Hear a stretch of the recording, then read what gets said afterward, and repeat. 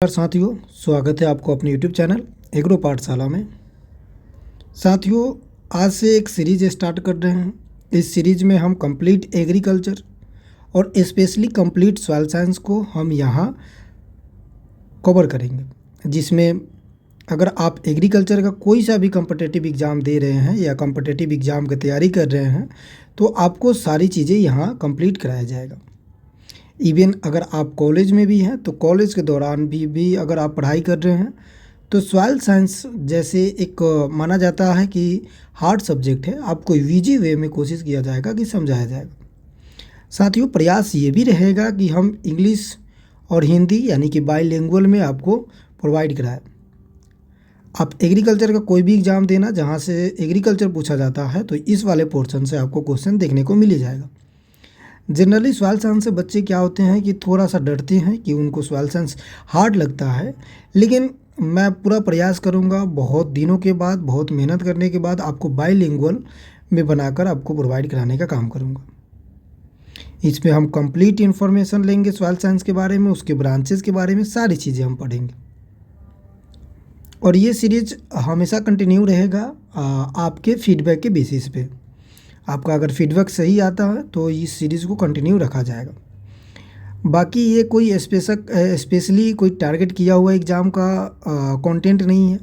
ये agriculture sector का कोई भी एग्ज़ाम अगर आप प्रिपरेशन करते हो किसी भी एग्ज़ाम का तो उसके लिए आप आराम से इस वाले पोर्शन से कवर कर सकते हो सॉइल साइंस। वैसे कोशिश रहेगा कि ऑल एग्रीकल्चर हम समाप्त कर दें, लेकिन फिर भी पहला जो हमारा प्रायोरिटी रहेगा, पहला जो प्राथमिकता है वो मृदा विज्ञान को कंप्लीट करना यानी कि सॉइल साइंस को कंप्लीट करना। चलिए तो बिना समय गंवाए हुए अपने सॉइल साइंस को स्टार्ट करते हैं। देखिए, सबसे पहले एक लेआउट हम देख लेते हैं, एक इंडेक्स देख लेते हैं कि पूरे सेशन इन द सेंस कि जब तक हमारा एग्रीकल्चर और जब तक ये सीरीज चलेगा उसमें हम क्या क्या पढ़ेंगे। देखो, सबसे पहले तो इंट्रोडक्शन ऑफ सॉइल हमें पता होनी चाहिए कि मृदा क्या होती है। उसके बाद हमारे पास है कि रॉक्स और मिनरल्स। आपको पता है कि मृदा रॉक से बनती है और रॉक्स में मल्टीपल टाइप्स के मिनरल्स होते हैं। तो मिनरल्स क्या होते हैं, उसकी प्रॉपर्टीज़, वेदरिंग, कैसे रॉक्स टूटता है, रॉक्स के टूटने से मिट्टी बनती है। Soil farming factor and process यानी कि कौन कौन सी फैक्टर है जो सॉइल फार्मिंग में इफ़ेक्ट करती है। सॉइल प्रोफाइल क्या होता है, जब मृदा बनी हुई है तो उसमें जो वर्टिकल लेयर होरिजन बनता है वो क्या होता है।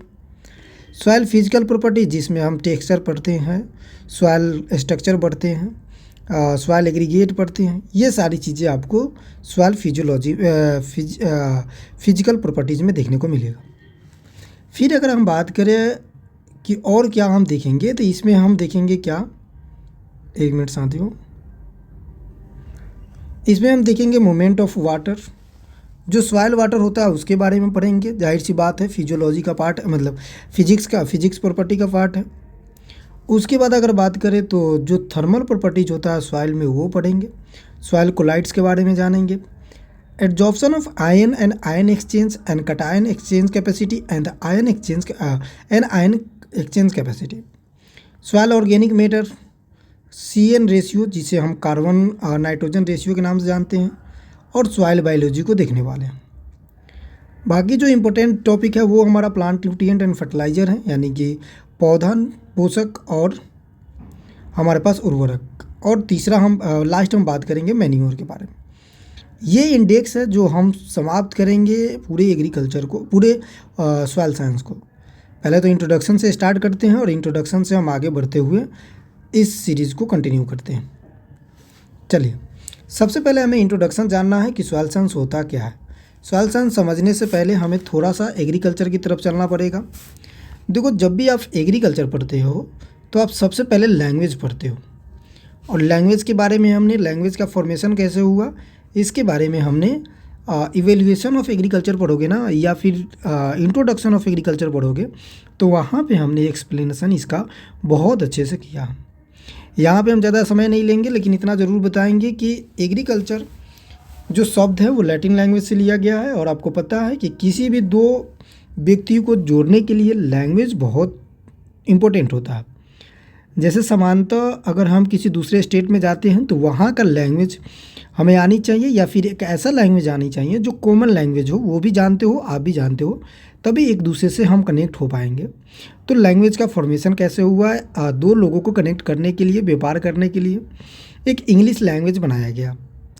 तो लैटिन जो एग्रीकल्चर है वो तो इंग्लिश लैंग्वेज है, लेकिन लिया कहाँ से गया है? तो ये लैटिन लैंग्वेज से लिया गया है और ये दो शब्दों से मिलकर बनता है। एग्री बोल सकते हो या फिर एगर बोल सकते हो, और प्लस कल्चर।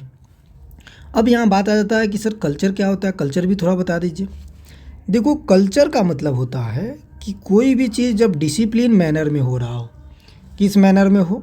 डिसिप्लिन मैनर में हो। जैसे एग्जाम्पल से हम समझते हैं कि जब हम लोग आदि मानव थे तो हम डिसिप्लिन मैनर में नहीं रहते थे। सुबह खाना, मॉर्निंग में उठना, मॉर्निंग में ब्रेकफास्ट करना, ये सारी चीज़ें डिसिप्लिन उस समय नहीं था। उस समय तो एक टाइप मतलब एक ऐसा कह सकते हैं कि एक टाइम का खाना मिल जाए वहीं बहुत है। तो जब हम धीरे धीरे टेक्नोलॉजी डेवलप हुआ, धीरे धीरे साइंस आगे बढ़ा, तो हमें पता चला और फिर हमने डिसिप्लिन में रहना स्टार्ट कर दिया। और जो हम डिसिप्लिन में रहना स्टार्ट कर दिया तो हम ऐसे कह दिए कि हम कल्चर में रहते हैं। उसी तरह से क्रॉप भी पहले अनडिसिप्लिन फॉर्म में था, यानी कि उसको हम सोइंग नहीं करते थे, जिसे हम वाइल्ड कह देते हैं, जंगली कह देते हैं। आपने अक्सर सुना होगा कि कुछ ऐसे क्रॉप होते हैं जो जंगली प्रजाति से, ऐसे क्या समानता जितने भी क्रॉप है पहले जंगली ही हुआ करते थे। तो जो वाइल्ड है यानी कि किसी डिसिप्लिन मैनर के साथ नहीं लग रहा है, फील्ड बिना तैयार किए हुए लग रहा है, ना तो उसमें किसी प्रकार का हम सोइंग कर रहे हैं, ना तो उसमें किसी प्रकार का हार्वेस्टिंग कर रहे हैं, ना तो उसमें इरिगेशन कर रहे हैं। डैट मीन्स ये डिसिप्लिन का पार्ट है। और बिना डिसिप्लिन किए हुए जब हम किसी प्रकार की खेती करते हैं उसे वाइल्ड कह देते हैं। और उसी वाइल्ड वैरायटी या उसी वाइल्ड क्रॉप को जब हम एक डिसिप्लिन मैनर में लाते हैं और डिसिप्लिन मैनर में लाने के बाद उसे एक सिस्टमैटिक ढंग से सोइंग करते हैं और हार्वेस्टिंग करते हैं, और इन दोनों के बीच के जो एक्टिविटी है वो हम फॉलो करते हैं, उसको हम कह देते हैं कल्चर। इसलिए आप पढ़ते हैं हॉर्टिकल्चर, इंटोमोलो, जो हमारे पास जितने भी कल्चर होता है, जैसे एग्रीकल्चर, ये सब क्या है हमारे पास? ये सब हमारे पास कल्चर है, जिसे हमें ये बताता है कि पहले वाइल्ड जो हमारे पास स्पीसीज था उसको हमने डिसिप्लिन मैनर से, डिसिप्लिन मैनर का मतलब है यहाँ एग्रीकल्चर से क्या कि हम उसे सोइंग करते हैं, प्रॉपर सीड बेड तैयार करते हैं, टीलेज करते हैं, इरिगेशन देते हैं, फर्टिलाइज़र देते हैं, ये सारा डिसिप्लिन मैनर के अंदर आ जाता है। अब इंट्रोडक्शन ऑफ सॉइल साइंस में हमें ये पता होनी चाहिए कि सॉइल साइंस क्या होता है। तो हमने बात किया कि एग्रीकल्चर लैटिन लैंग्वेज से मिला हुआ है, जिसका मतलब होता है एगर और कल्चर, और दोनों को मिला दो तो एग्रीकल्चर होता है। और एगर से अगर हम सिर्फ समझे तो इसका मतलब होगा सॉइल, और कल्चर से हम समझे तो इसका मतलब होगा कल्टीवेशन, यानी कि एक डिसिप्लिन में किया हुआ खेती। अब सॉइल साइंस का मतलब यहाँ पे एग्रीकल्चर का मतलब हुआ कि फील्ड में किया हुआ, यानी कि मृदा में किया हुआ खेती को हम एग्रीकल्चर कहते हैं। लेकिन मॉडर्न इरा की अगर बात करें, इस समय की बात करें, तो कुछ ऐसे भी फार्मिंग होता है जो सॉइललेस होता है, यानी कि बिना सॉइल को भी हम फार्मिंग कर सकते हैं। तो वो हमारा हो जाता है क्या? हाइड्रोपोनिक। वो हमारे पास क्या हो जाता है? एक्वापोनिक। वो हमारे पास क्या होता है? एरोपोनिक। अब 3 प्रकार का जो हमारे पास पोनिक आप देख रहे हो, ये बिना मिट्टी का यूज किए हुए, मतलब बिना मिट्टी यूज किए गए फार्मिंग है। तो हम ऐसा तो नहीं कह सकते हैं कि जो मिट्टी पे हम खेती कर रहे हैं उसी को हम एग्रीकल्चर कह रहे हैं, क्योंकि जिस समय हमारे पास जो सिनेरियो होता है उस तरह उसे हम डिफाइन करते हैं। हमारे पास पहले मिट्टी था, मिट्टी पे ही हम खेती करते थे, तभी खाना मिलता था, तो हमने कह दिया कि cultivation in the soil is known as the agriculture. लेकिन प्रेजेंट सिनेरियो और प्रेजेंट टाइम को देखते हुए हम ऐसा डिफिनेशन नहीं दे सकते, तो हमने एक मॉडर्न डिफिनेशन बनाया, और उस मॉडर्न डिफिनेशन में ये था कि हम एग्रीकल्चर में 3 चीज़ें पढ़ते हैं। एक तो क्रॉप प्रोडक्शन पढ़ते हैं, एक हम लाइव स्टॉक पढ़ते हैं, जिससे इस ब्रांच को हम एनिमल हस्बेंड्री के नाम से भी जानते हैं, और तीसरा हम क्या पढ़ते हैं? तो तीसरा हम मॉडर्न एग्रीकल्चर या फिर सॉइललेस फार्मिंग के बारे में पढ़ते हैं। एक हुआ जो खेती पे हम मतलब खेत पे जो क्रॉप प्रोडक्शन करेंगे, एक हुआ जो खेत पे हम पशु पालेंगे मतलब ज़मीन पे, एक हुआ कि बिना ज़मीन, बिना खेती, बिना मिट्टी का यूज़ किए हुए हम क्या कर लेंगे? फार्मिंग कर लेंगे। तो ये हमारा सॉइल साइंस मतलब सॉइललेस फार्मिंग हो जाएगा। अब एक एक करके समझते हैं।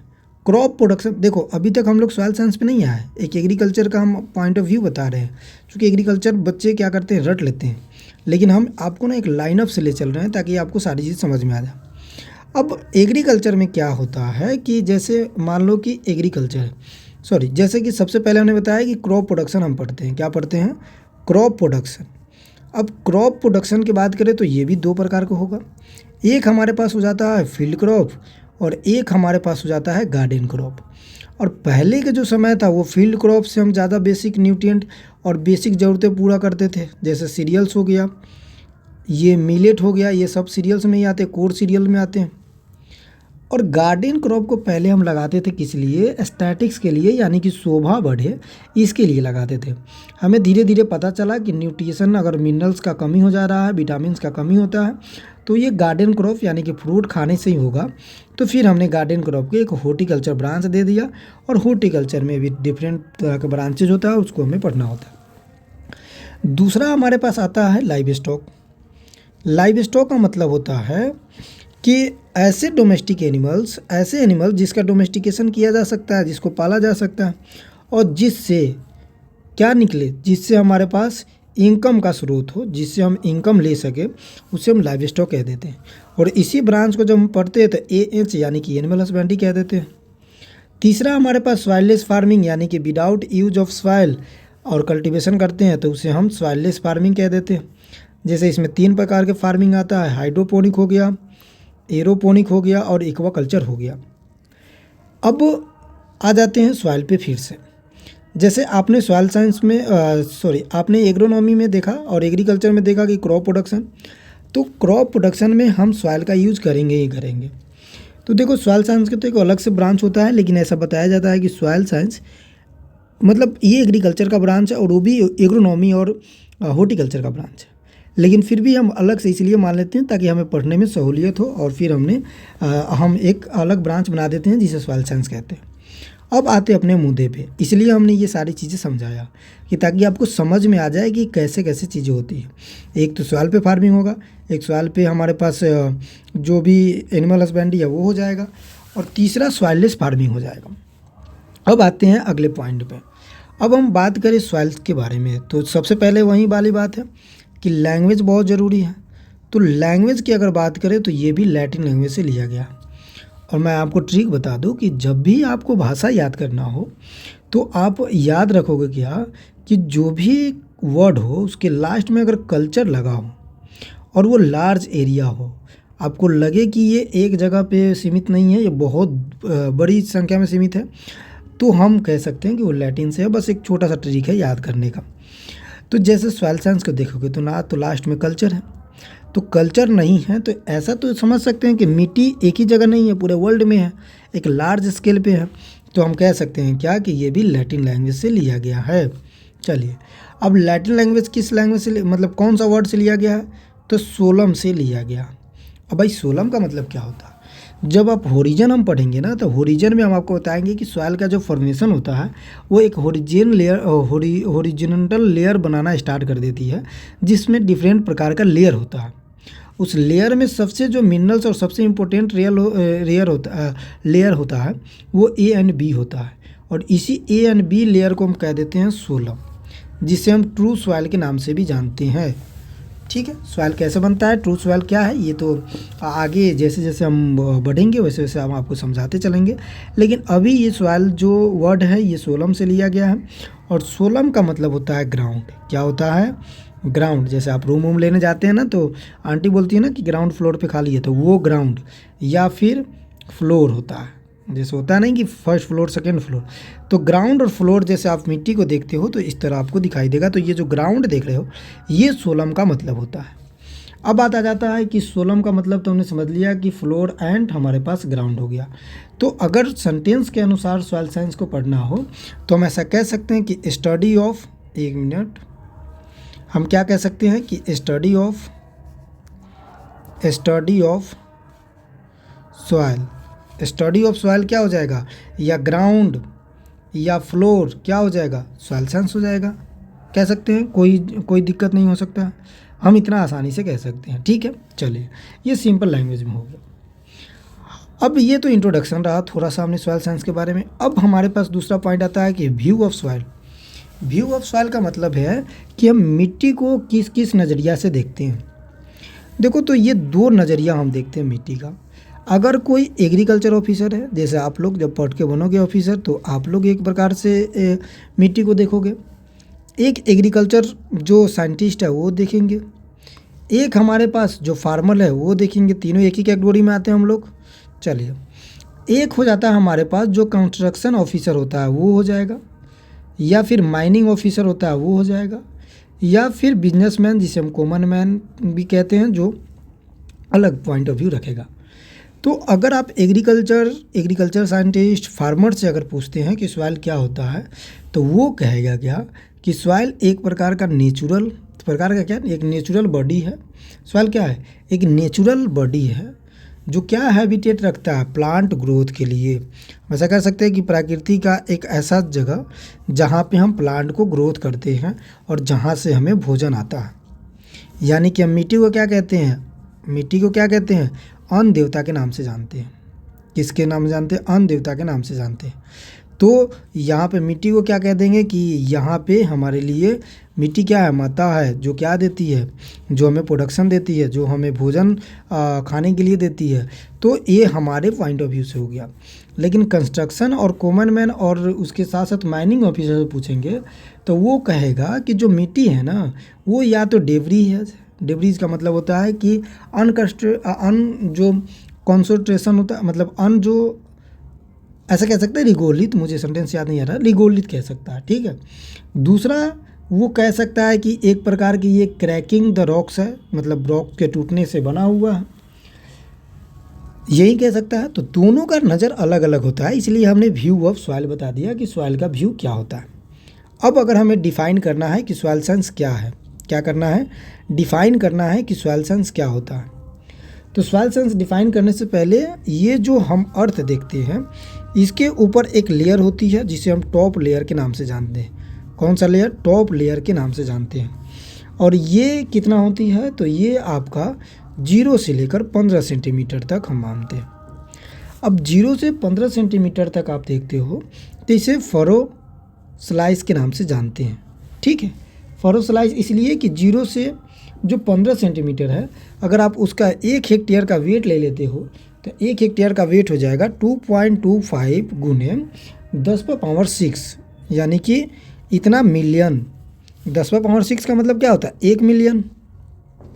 तो इतना मिलियन आपको इसका वेट देखने को मिलेगा, इसलिए इसे हम फरो स्लाइस कह देते हैं। तो दो डिफिनेशन हमारा यहाँ निकल के आता है इस समझे हुए पॉइंट से। पहला, सॉइल क्या है? तो सॉइल का स्टडी करना सॉइल साइंस कहलाएगा। दूसरा हमारे पास क्या हो जाएगा कि जो टॉप लेयर ऑफ अर्थ है उसको हम सॉइल कहते हैं, टॉप लेयर ऑफ अर्थ। और कितना सेंटीमीटर तक? तो 0 से 15, जिसे हम फरो स्लाइस के नाम से भी जानते हैं। फरो स्लाइस इसलिए ताकि उसका एक स्लाइस, जैसे आप जैसे आप पिज़्ज़ा वज़ा खाते हो तो स्लाइस होता है ना, छोटे छोटे टुकड़े, तो उसके ऊपर का एक स्लाइस आप लेते हैं 0 से 15 सेंटीमीटर का, 1 हेक्टेयर का। तो उसके 1 हेक्टेयर का जो वज़न है 2.25 10⁻⁶ है। क्या है? 10⁻⁶ kg आपको वेट देखने को मिलता है, इसलिए हम इसे क्या कह देते हैं? स्लाइस।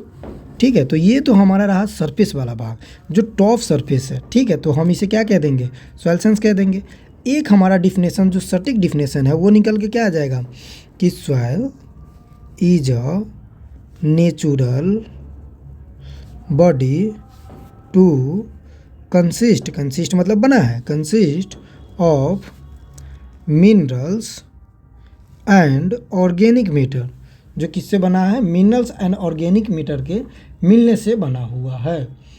जो मिनरल्स और ऑर्गेनिक मैटर के मिलने से बना हुआ है। तो ये हमारा क्या हो जाएगा? सॉइल साइंस हो जाएगा डिफिनेशन के तौर पे। ठीक है। चलिए, अब आगे अगर हम समझे तो देखो, एक होता है सरफेस सॉइल, एक होता है सब सरफेस। सरफेस सॉइल की अगर हम बात करें कि सरफेस सॉइल किसे कहते हैं या सरफेस सॉइल किसे कह सकते हैं, तो सरफेस का मतलब होगा जो 0 से 15 सेंटीमीटर, जो आपने फरोस देखा था, मतलब जो आपने स्लाइस देखा था फरो स्लाइस, वो हो जाएगा। सब सरफेस का मतलब होता है कि 15 से लेकर 30 सेंटीमीटर जो होता है वो सब सरफेस कहलाता है। जैसे मान लो ये मिट्टी है, तो यहाँ से मतलब अर्थ है, हमारे पास जो भूमि है वो है, उसका 0 से 15 सेंटीमीटर तक तो सरफेस आता है। जैसे आप 15 से नीचे जाते हैं तो सब सरफेस आपको देखने में को मिल जाता है। अब इसके प्रॉपर्टीज़ के बारे में थोड़ा सा समझ लेते हैं। देखो, इसके प्रॉपर्टीज़ के बारे में अगर हम बात करें तो जो सरफेस सॉइल होता है वो कम्प्लीटली डीजेनरेटेड होता है। मतलब कम्प्लीटली डीजेनरेटेड का मतलब है कि पुनः किसी न किसी रॉक से, किसी न किसी मीडियम से, किसी न किसी पेरेंट मटेरियल से बना हुआ है। ये सरफेस हो गया। क्या हो गया? सरफेस हो गया। सब सरफेस का मतलब ये होगा कि ये पार्शियली क्या है, तो ये पार्शियली डीजनरेटेड है। मतलब ये पुनःतः किसी से बना नहीं है, मतलब थोड़ा सा बना हुआ है, थोड़ा सा ये पहले से फॉर्मेशन हुआ है। तो सरफेस और सब सरफेस का मतलब हमारा ये हो गया कि 0 से 15 जो होगा वो सरफेस होगा। अब इसके प्रॉपर्टीज़ के बारे में अगर हम बात करें तो इसमें फर्टिलिटी रेट ज़्यादा होगा। किस में? सरफेस में। चूँकि सरफेस में ही ऊपर सबसे ज़्यादा न्यूट्रिएंट होगा तो फर्टिलिटी रेट ज़्यादा होगा। इसमें एज अ मतलब किसके कंपैरिजन में? सरफेस के कंपैरिजन में आपको फर्टिलिटी रेट कम देखने को मिलेगा। ठीक है। उसके बाद अगर हम बात करें तो यहाँ पे आपको कार्बनिक पदार्थ ज़्यादा देखने को मिलेगा। चूँकि सरफेस है तो प्लांट का लीफ फूफ गिर जाना, टहनी गिर जाना, ब्रांचेस गिर जाना, उसका डिकम्पोज हो जाना, यही तो ऑर्गेनिक मैटर होता है। तो ऑर्गेनिक मैटर और ऑर्गेनिक मैटर में कार्बनिक पदार्थ होता है, तो कार्बनिक पदार्थ भी आपको देखने को मिलेगा। यहाँ पे स्लाइटली आपको थोड़ा सा क्या कम देखने को मिलेगा। ठीक है। उसके साथ साथ ये न्यूट्रिएंट होगा, मतलब फर्टिलिटी रेट इसका ज़्यादा होगा, फर्टाइल होगा, इसके अंदर न्यूट्रिएंट होगा सारा अवेलेबल, लेकिन इसके अंदर कंप्लीटली मतलब इसके कंपैरिजन में थोड़ा सा कम देखने को मिलेगा। उसके बाद ये है कि जब हम पढ़ेंगे आयन एक्सचेंज तो वहाँ पे एक आता है CEC, यानी कि कटायन एक्सचेंज कैपेसिटी इसका ज़्यादा होगा, लेकिन इसका कटायन एक्सचेंज कैपेसिटी बहुत कम होगा। ठीक है। उसके बाद अगर हम बात करें तो ये ऑर्गेनिक मैटर ज़्यादा होगा, इसलिए इसका कलर कैसा होगा? तो ब्राउन एंड डार्क, या फिर मतलब कैसा हो जाएगा? डार्क ब्राउन हो जाएगा। लेकिन यहाँ पे कलर क्या होगा? तो लाइट एंड द येलो होगा, क्योंकि इसमें किसी प्रकार का ऑर्गेनिक मैटर नहीं है। तो सॉइल साइंस में हमें क्या याद रखना है कि जो टॉप लेयर है उसे सॉइल साइंस के मतलब सॉइल कहते हैं। 0 से 15 सेंटीमीटर जो सॉइल होता है उसे फरो स्लैश कहते हैं। और 0 से 15 सेंटीमीटर अगर हम उसका वेट का बात करें 1 हेक्टेयर का, तो 2.25 मल्टीप्लाई 10⁻6 kg हो जाता है। अब सब सरफेस और सरफेस में आपको थोड़ा सा अंतर पता चल गया होगा। ठीक है। और हाँ, यहाँ पे एक इम्पोर्टेंट पॉइंट तो हमने छोड़ ही दिया। इम्पोर्टेंट पॉइंट ये कि यहाँ पे जो माइक्रो ऑर्गेनिज्म होगा वो ज़्यादा होगा, लेकिन यहाँ पे माइक्रो ऑर्गेनिज्म थोड़ा सा कम होगा। अब देखो माइक्रो ऑर्गेनिज्म जो है ना वो बहुत हमारे लिए इम्पोर्टेंट है सॉइल के लिए। एक तो एरेशन जिसे पोरोसिटी कहते हैं वो बढ़ाएगा। दूसरा हमारे पास क्या काम करता है कि जो रॉ मटेरियल हम ऐड करते हैं, जो ऑर्गेनिक मैटर होता है उसे डिकम्पोज करने का काम करता है। अब माइक्रो ऑर्गेनिज्म नहीं होगा तो डिकम्पोज नहीं होगा। अब जो भी आप मैटर डालते हो, जैसे खाद डालते हो, आप FIM कोई भी डालते हो, तो वो डिकम्पोज भी तो होना चाहिए, तभी तो जाकर न्यूट्रिशन मिलेगा। क्योंकि जितनी ज़्यादा डिकम्पोज होगा उतना माइक्रो ऑर्गेनिज्म क्या देगा? मतलब डिकम्पोज करेगा, और उतना पदार्थ क्या देगा? न्यूट्रिशन देगा। तो न्यूट्रिशन भी बढ़ेगा। तो माइक्रो ऑर्गेनिज्म सब सरफेस पे ज़्यादा होता है, और सरफेस पे ज़्यादा होता है, सब सरफेस पे कम होता है। चलिए, तो ये फीचर्स हो गया किसके बारे में? सॉइल सरफेस के बारे में। हमने दोनों सरफेस के बारे में बात कर लिया, अपर सरफेस और लोअर सरफेस। अपर सरफेस को हम क्या कह देते हैं? मृदा कह देते हैं, और सब सरफेस को हम क्या कहते हैं? अधोमृदा कह देते हैं। चलिए आइए अब साइंटिफिक अगर हम डिफिनेशन की बात करें कि जो लॉजिकली डिफिनेशन है वो तो हमने खुद से बना दिया और खुद से एक डिफिनेशन तैयार कर दिया। हालांकि वो डिफिनेशन बहुत अच्छा है। अगर आप कहीं फंस जा रहे हो, साइंटिफिकली डिफिनेशन नहीं पता है, तो जो हमारा माइंडअप है, माइंड जो मैप में बना दिया हमने इस टॉपिक के रिगार्डिंग, वो आप डिफाइन कर सकते हैं। देखो यहाँ पे भी वही बात किया जा रहा है जो हमने पहले बताया कि soil is the natural body, ठीक है, विच मेड या कंसिस्ट, जो किससे बना हुआ है? Minerals and organic matter. Minerals क्या होता है ये तो हम आगे पढ़ेंगे, लेकिन अभी फ़िलहाल इतना ही कि एलिमेंट के मिश्रण को हम मिनरल्स कह देते हैं। ऑर्गेनिक मैटर क्या होता है हमारा? तो ऑर्गेनिक मैटर जो रो पदार्थ होता है वो धीरे धीरे डिकम्पोज हो रहा है, वो ऑर्गेनिक मैटर कहलाता है। लेकिन जैसे ही ऑर्गेनिक मैटर फुली डिकम्पोज हो जाए वो ह्यूमस कहलाता है। ठीक है। दूसरा, सॉइल जो होता है वो 3 डायमेंशनल नेचुरल बॉडी होता है। क्या होता है? 3 डायमेंशनल। अब 3D का मतलब क्या होता है? जिसमें लेंथ भी हो, जिसमें डेप्थ भी हो, जिसमें विड्थ भी हो, यानी कि लंबाई, चौड़ाई और मोटाई दोनों हो, उसे 3 डायमेंशन कहते हैं। जैसे मान लो कोई मिट्टी देखते हो तो एक तो लंबाई हो गया, एक चौड़ाई हो गया, एक डेप्थ भी आप देखते हो कि किस प्लांट के लिए कितना डेप्थ होगा। जैसे हम पढ़ते हैं ना, सोयाबीन के लिए 3 मीटर लगना चाहिए डेप्थ, तो ये 3 मीटर क्या है, डेप्थ है। लेकिन हम भूमि बनाते तो ऐसा तो हो, मतलब घर बनाते हैं तो ऐसा तो होता नहीं है कि डेप्थ इतना होना चाहिए इस घर का, नहीं ना होता है। तो जो सॉइल होता है वो 3D होता है, लेकिन जो लैंड होता है वो 2D होता है। सॉइल कैसा होता है, 3D होता है, और लैंड कैसा होता है, भूमि कैसा होता है, तो 2D होता है। ये हमें याद रखना है, ठीक है। अब देखो ये क्या कह रहा है, दूसरा डिफिनेशन हमने बनाया है कि soil is the 3 dimensional natural body which formed from rocks weathering, यानी कि चट्टानों के टूटने से जो प्रोवाइड होता है, फिजिकल सपोर्ट देता है प्लांट को, उसके साथ साथ प्लांट को न्यूट्रिशन देता है, मॉइस्चर भी देता है सॉइल से, वो क्या हो जाता है, हमारे पास सॉइल साइंस हो जाता है। अब जब हम पॉइंट ऑफ सॉइल साइंस समझ ही लिए हैं तो थोड़ा सा हमें ये समझना पड़ेगा वर्क ऑफ या फिर बेनिफिट ऑफ सॉइल साइंस, या फिर हम ऐसे कह सकते हैं कि work of soil science. Soil science का क्या काम है, सॉइल का क्या काम है, सॉइल साइंस तो नहीं कह सकते। अब देखो जो भी हम प्लांट क्या करते हैं, प्लांट हम लगाते हैं, वो प्लांट 2 जगहों से इम्पोर्टेंट हो जाती है। पहले वो तो रूट के माध्यम से, रूट में रूट हेयर होता है, उसके माध्यम से क्या करता है, न्यूट्रिएंट को एब्जॉर्ब करता है। अब ये न्यूट्रिएंट एब्जॉर्ब करेगा, ऊपर पहुंचाता है, और पहुंचाने के बाद फोटोसिंथेसिस जैसे एक्टिविटी को देखने को मिलता है हमको। दूसरा ये काम करता है कि न्यूट्रिएंट को प्रोवाइड करा रहा है, लेकिन साथ साथ में ये प्लांट को सपोर्ट भी देता है। अगर आप किसी प्लांट को बिना मिट्टी में किसी डेप्थ के लगा दे, बिना डेप्थ के लगाए, तो प्लांट खड़ा नहीं रह सकता, वो गिर जाएगा। लेकिन जैसे ही उसे हम कुछ डेप्थ दे देते हैं उसके प्लांट के अकॉर्डिंग, उसके हाइट के अकॉर्डिंग, तो ये वहाँ पे स्टैंड कर जाता है। डैट मीन्स 2 चीज़ें हो रहा है। प्लांट क्या क्या दे रहा है यहाँ पे, मतलब वो मिट्टी क्या प्रोवाइड करा रहा है, तो एक तो हमारे पास है support the plant, and provide the nutrient, provide the nutrient for growth and development.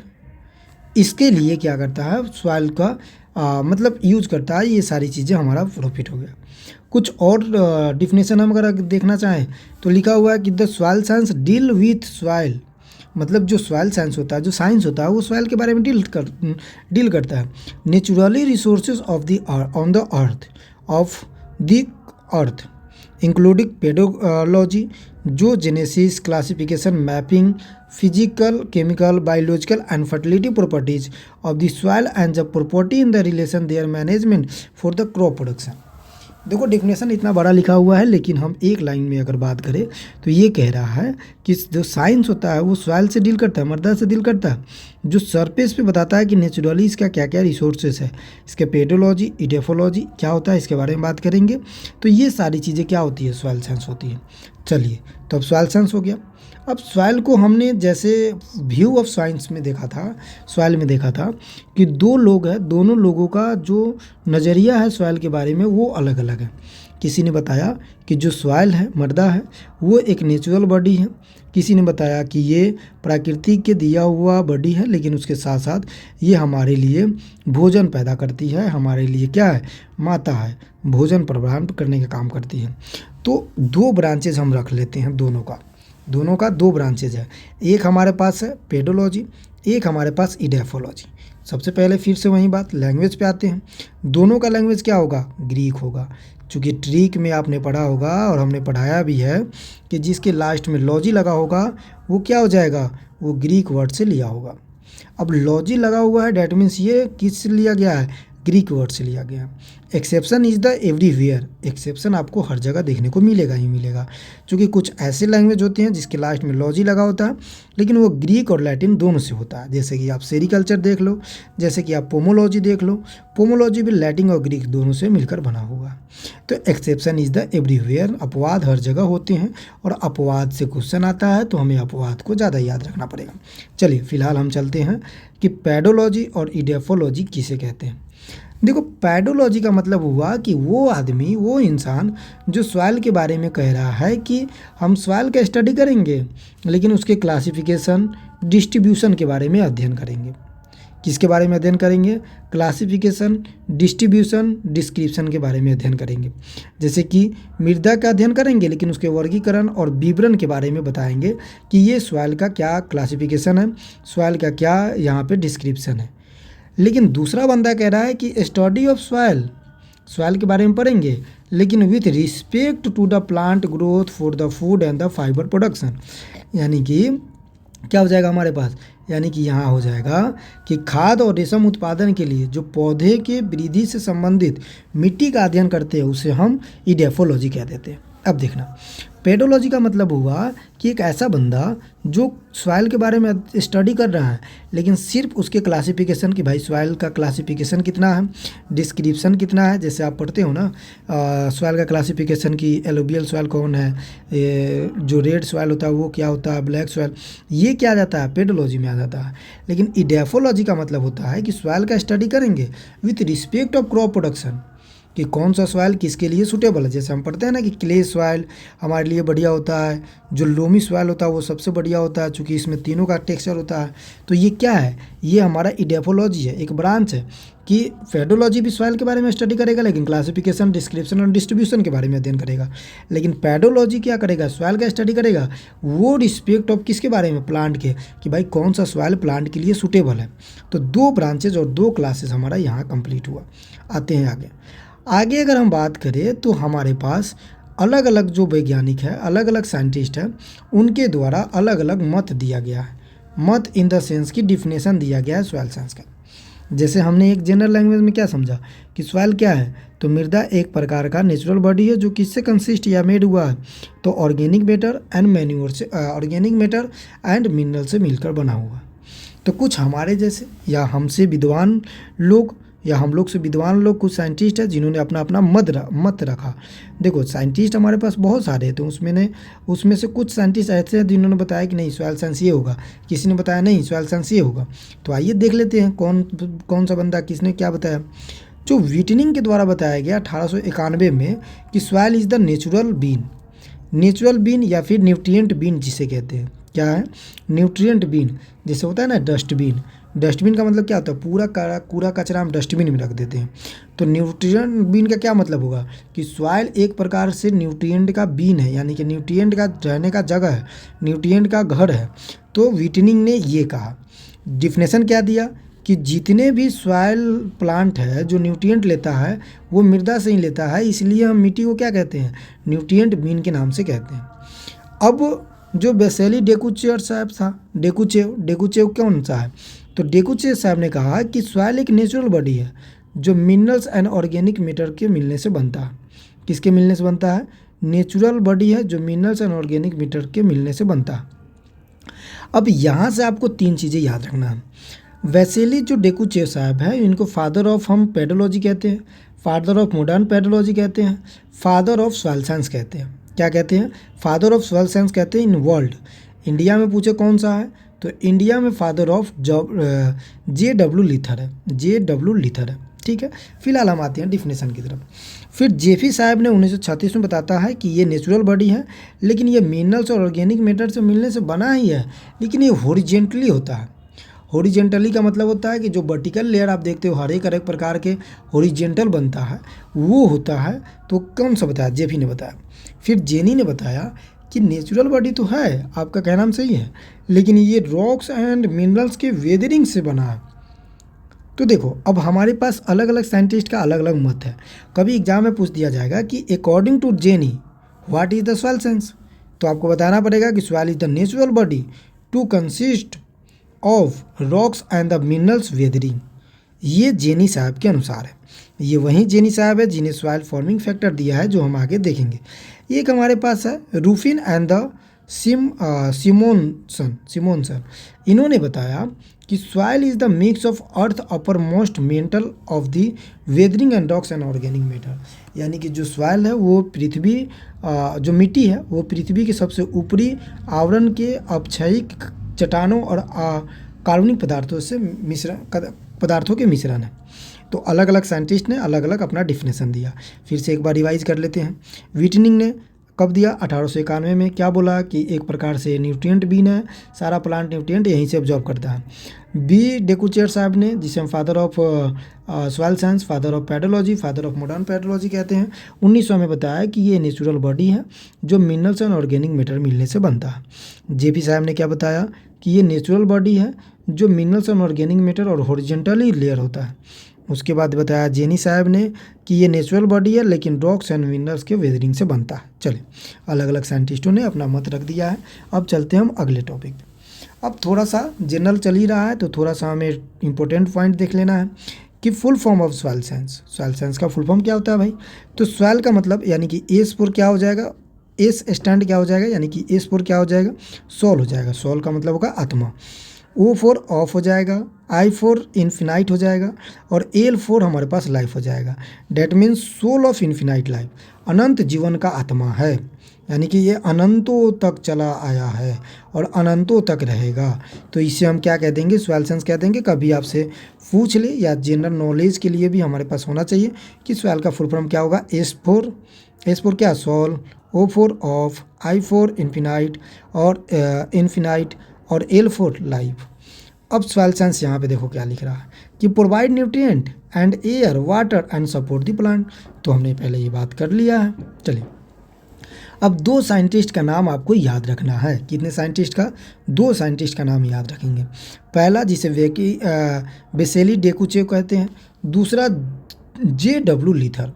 अब वेसेली डब्ल्यू जो है, वेसेली डेकुचेर साहब है, उनको फादर ऑफ हम क्या कहते हैं? सॉइल साइंस कहते हैं इन वर्ल्ड। लेकिन वहीं पर्टिकुलरली इंडिया में पूछे कि मृदा विज्ञान के फादर कौन है, तो JW लीथर साहब को हम क्या कहते हैं? मृदा विज्ञान के फादर कहते हैं। लेकिन फिर से आते हैं दूसरे टर्म पे। फादर ऑफ पेडोलॉजी तो क्या हो जाएगा? बेसी Dokuchaev. Father of modern pedology तो बेसली डेकुचेयर या फिर BB Dokuchaev. Father of soil science in the world B Dokuchaev साहब, BB डेकुचेयर। तो फिर दूसरा हमारे पास दूसरा क्वेश्चन कि जो हमारे पास father of soil science in India वो कौन सा हो जाएगा? तो JW लीथर साहब हो जाएंगे। ठीक है, ये दिमाग में आपके पास होना चाहिए। चलिए अगले टॉपिक पे आते हैं। अब अगले टॉपिक पे क्या, अगले जो हमारा टॉपिक है ये है, टॉपिक तो नहीं मतलब अगला स्लाइड है हमारा कि सॉइल इज द 3 डायमेंशन। भाई पता है, थोड़ी देर पहले हमने बात किया कि सॉइल में क्या होता है? विड्थ भी होता है, डेप्थ भी होता है, लेंथ भी, चौड़ाई, गहराई और लंबाई दोनों होता है। लेकिन वहीं जो लैंड यानी कि भूमि होता है वो 2D होता है। कैसा होता है? 2D होता है, जिसमें सिर्फ क्या क्या होता है? तो जिसमें गहराई नहीं होता है, ये याद रख लेंगे, डेप्थ नहीं होता। चलिए आइए, अब 3 टर्म आपको याद रखना है जो काफ़ी इंपॉर्टेंट है, पेट्रोलॉजी, पेट्रोग्राफी और पेट्रोजेनेसिस। पेट्रोलॉजी का मतलब होता है कि स्टडी ऑफ रॉक्स। क्या होता है? स्टडी ऑफ रॉक्स, ये बहुत ज़रूरी है, पूछा भी जाता है। Study of rocks, petrology. पेट्रोजेनेसिस का मतलब होता है डिस्क्रिप्शन या डिस्ट्रीब्यूशन ऑफ रॉक्स। पेट्रोजेनेसिस का मतलब क्या हो जाएगा? ओरिजिन ऑफ रॉक्स, यानी कि रॉक्स का ओरिजिन क्या है उसके बारे में स्पेशली पढ़ रहे हैं तो पेट्रोजेनेसिस कहलाएगा। जेनेसिस का मतलब ही होता है ओरिजिन। अब एक चीज़ याद रखना, 1 इंच जो सॉइल होता है ना, 1 इंच सॉइल का मतलब होगा कि 1 इंच सॉइल का जो लेयर, ऊपरी लेयर बनता है, जैसे पूरे अर्थ पे 1 इंच जो सॉइल का लेयर बन रहा है उसमें कितना समय लगता है? तो 800 से लेकर 1000 वर्ष लगता है। यहाँ 10,000 है, इसको एडिट करेंगे, कितना समय लगेगा? तो 800 से लेकर 1000 साल लगता है। किसके बारे में? तो 1 इंच सॉइल बनने में। अब 1 इंच का मतलब नहीं है कि यहाँ से 1 इंच बन गया तो 10 साल लग जाएगा, ये नहीं होता। 1 इंच का मतलब है कि पूरे पृथ्वी के जो ऊपरी सतह है 1 इंच मोटाई होने पे कितना समय लगेगा? तो 800 से 1000 साल लगेगा। ठीक है, चलिए अगला पॉइंट पे आ जाते हैं।